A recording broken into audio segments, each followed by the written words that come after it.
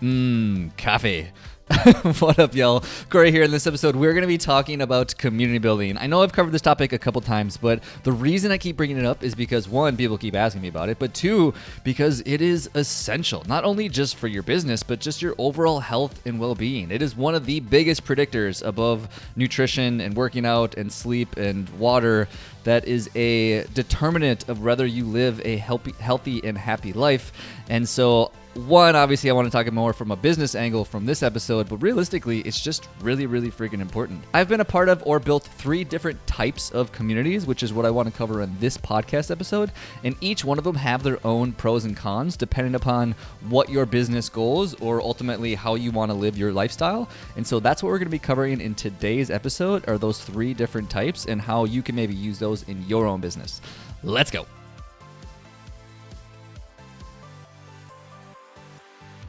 So the very first one I want to talk about is online or digital communities. Online communities are amazing for reach, to being able to contact a lot of people across the entire planet, but they're not so great for connection. I recently joined one called the Creator MBA, which is essentially an online community of creators who want to also build a business behind their content.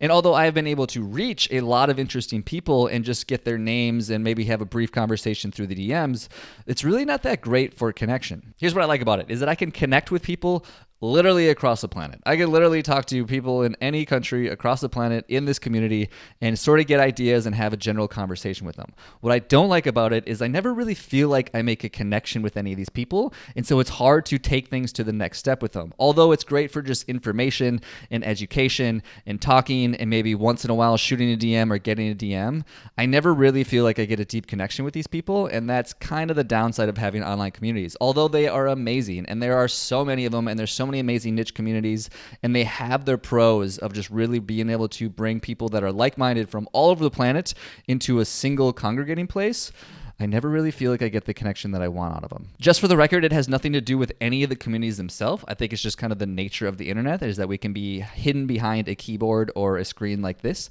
So it's a lot easier to keep people at arm distance away. And although I love that online communities have amazing reach and that I could send a DM to Kanye West if I wanted to, obviously, I'm not really going to make a genuine connection with Kanye West, and so that's one of the downsides of having online communities. Definitely use them to your advantage to be able to reach people that you wouldn't be able to reach otherwise, but make sure that you're finding ways to take it to the next step, which is what we're going to cover on the second topic. So the second type of community I want to talk about are what I consider large group in-person communities. These are amazing for connection, that next step to this tier, but they're not so great for depth. I host a meetup community here in Austin, Texas of health and fitness entrepreneurs, and we regularly get anywhere from 50 to 100 people to attend a monthly event. They are amazing. They are a ton of fun. They are well curated in the aspect of making sure that you get to meet a lot of people, shake a lot of hands, hopefully exchange phone numbers or Instagram accounts. And I try to just make it an overall fun experience for everybody, especially for people who aren't comfortable with networking. I know as an introvert myself how challenging it can be to talk to people at a networking event. And so I've tried to make it as easy as possible to make these connections, as opposed to feeling like the person standing in the corner watching everybody having these amazing conversations and talking and feeling like you're at an event for extroverts. That's not what I want to do. But where I'm going with all this is that although you meet a lot of people at these events and you feel like you make a ton of connection at these events, I also realize that one of the challenges I've always dealt with it is what's the follow-up, or what's a way to have a deeper connection. And that's really hard to do an event like this, if not impossible. I mean, to really make a deep connection with somebody, you need to spend a little bit of time with them. And when you're at an event with 50 to 100 other people and you want to for sure try to connect with these people, you can't just have one conversation the entire time. Although that is a strategy, I will say, of some networking events, is going there and hoping to meet one person, which can be a good strategy. Generally speaking, you don't really get the opportunity to go really deep with somebody. And so although large group community events are amazing for making a lot of connections, and I highly recommend them be a part of your own community as well, just keep in mind that you need the next step, which is what we're going to talk about in terms of like really gathering depth with this person and really turning somebody what I would consider from a connection to really a relationship or a partnership. And the third type of community I want to talk about is what I consider small group events. These are amazing for depth, but to circle all the way back, not so great for reach. So I've been hosting private dinners here in Austin for those same exact people that I was talking about before, of health and fitness entrepreneurs, and they have been amazing for being able to go deep with people. It is a 2-hour curated dinner where we talk about a specific topic. I only allow a max of 10 people to these events, and I make sure that everybody gets a chance to share and talk. And there's also some in-between stuff where you can just kind of shoot the shit with people and just like really get to know somebody. But from these dinners, I can for sure tell you, these have created the most what I'd consider collaborations and partnerships than any of the previous stuff that I've talked about before. I've talked to multiple people that have come to these dinners, and they say that they are now whether working or have worked with or connecting or have hired people from these previous dinners that I've been hosting, because it allows you to really get to know somebody on a deeper level.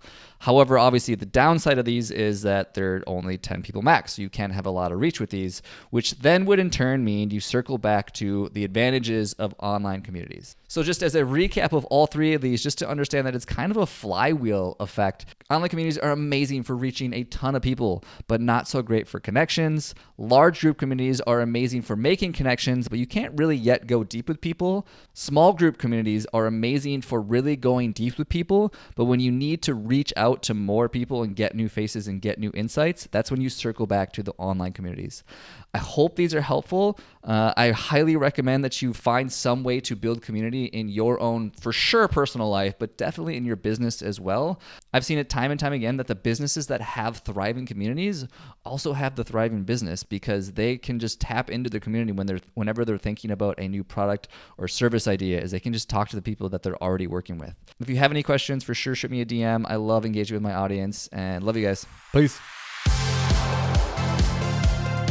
Hey friend, thanks for listening to the show. And if you have any feedback for me about the show or any other guests that you'd want to see in the show, definitely shoot me a message. I love engaging with my audience and figuring out how I can provide the best value possible to the people listening to this show. Before you go, I only have one ask of you, and that would be to check out my 3 Tips Tuesday newsletter. It's 3 marketing tips every Tuesday specifically for the health and fitness entrepreneur to help them attract new leads. If you press the link in the description, it'll take you directly to the archive of all my previous newsletters, and you can decide for yourself if it's something for you. If you end up finding it helpful, you can just sign up for the newsletter and you'll get it in your inbox every Tuesday. Thanks again, and keep hustling, my friends.